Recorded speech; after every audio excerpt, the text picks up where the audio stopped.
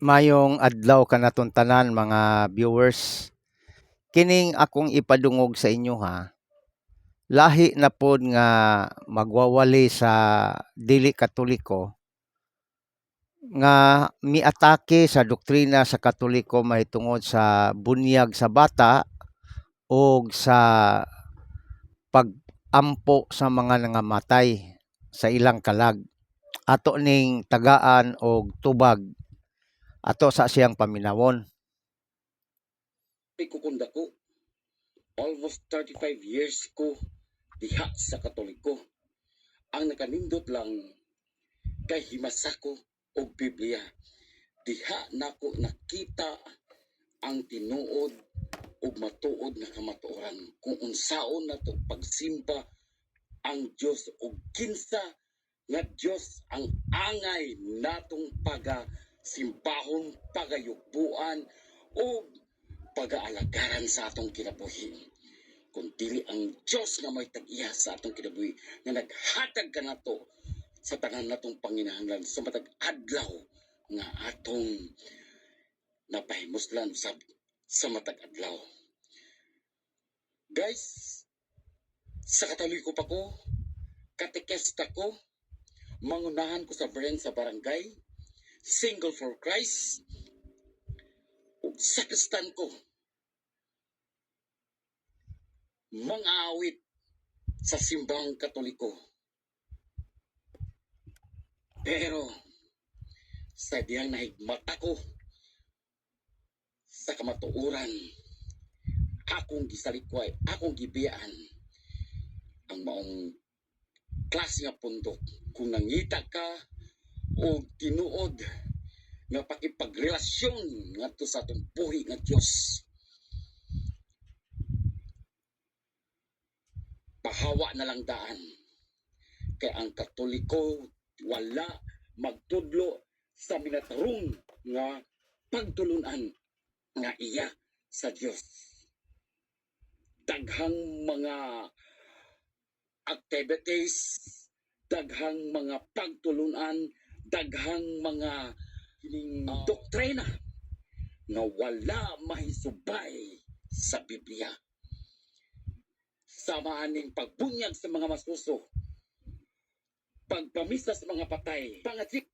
Okay, atong tubagon mga kaigsunan. Unang-una, Brad o pastor, kung pastor ka, matod pa nimo aktibo ka sa simbahan. Sa to, leader ka sa birhen sa barangay, mang-aawit ka, katikista ka.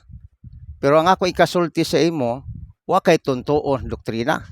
Mag-unsa man ang katikista ka, pero ang imong nahibaw-an sa pagkakatikista, pang-elementary lang, dili mahitungod sa pangutana tubag sa simbahan.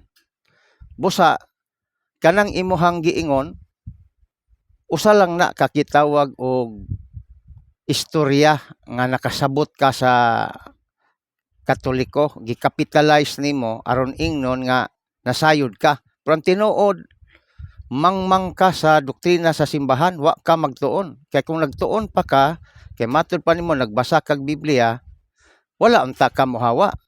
Kay ang Katoliko nga tinud-anay nga nagtuon, mangutana man na sa mga objection mahitungod sa dili Katoliko. Kanang giingon nimo nga nagbasa kag Biblia mao nang nibalhin ka. Nganong daghan may nagbasag Biblia, nagpalawom sa doktrina, niabot sa gitawag og kining doktrinal nga pangutana tubag, wa man lagi mohawa. So nagpasabot na nga kini mong istorya binakak ni siya. Unya kanang giingon nimo nga ang bata dili bunyagan. Asa man na mabasa nga ang bata dili bunyagan? Wala man na sa Biblia. Busa dili ka makaingon nga ang bata dili dapat bunyagan kay wa man sa Biblia. Ang naa sa Biblia klaro kayo. Ingon si Kristo sa Juan 3:5, gawas ang tao, mataw pag-usab sa tubig ug espiritu, dili malangit. Unya unsa man ang mataw sa tubig ug espiritu? Sumala sa Tito 3:5 sa katalingbanong Biblia, Mao man na ang pagpakataw pag-usab ang bunyag. Unya ang bata tao man na. Gawas lang kung pareha ka ni Pastor Bacalares nga ang bata dili tao. So kinahanglan di ay bunyagan ang tao nga mao ang bata. Ipakatawhon pag-usab diha sa tubig ug espiritu nga mao ang bunyag. So nay mabasa. Unya mao na imong gitun-an. Wa man lagi ka kasabot ni ana. Ikaduha, wala daw ang pag-ampo sa mga nangamatay. Ingon ka kay katikista ka, wala ka kibalo nga ang Biblia sa Katoliko brad, 73 books, nga naa diha ang pag-ampo sa mga nangamatay sa 2 Macabeo 12:44. So mamakak man ka diri sa sukmed, masakpan man kagihapon sa mga Katoliko nga nasayod sa doktrina. So mga kaigsunan kini iyang gisulti puros bakak ni kung imuhang analyson pag-ayo, isa lang ni ka estratehiya nga kung mobasa kag Biblia muhawa jud ka sa Katoliko. Sayop man na ang tao nga nagtuon sa doktrina ug insakto taro nga pagtuon dili lang nang moadto lang kag simbahan kay nakay tuyo.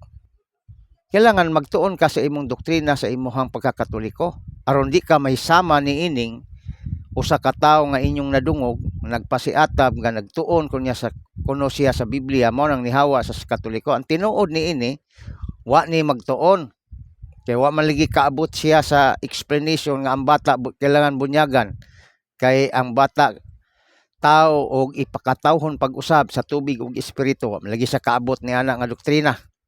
Mao na mga kaigsunan ay mo pagtuo dayon sa mga madungog ninyo dinhi sa social media. Mao na atong komentaryo. Daghang salamat ug maayong adlaw natong tanan.